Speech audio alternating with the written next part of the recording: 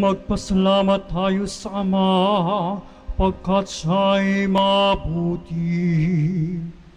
Magpakailanman, awan ay mananatili. Mundo'y nilikha niya ng may karunungan. Magpakailanman, awan ay mananatili. Sa kasaysayan, kabay siya ng kaniyang bayan. Magpakailanman, awan ay mananatili.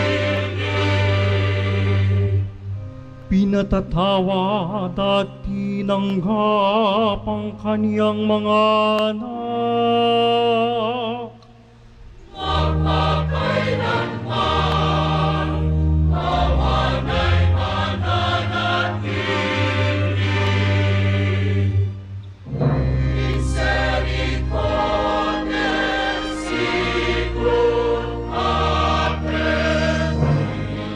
Pero higit sa lahat, gusto ko lang ipaabot sa inyo na ang obispo ay tatay ng diocese at palaging nasa likod ninyo, nasa gilid para makibahagi kung anumang karanasan meron kayo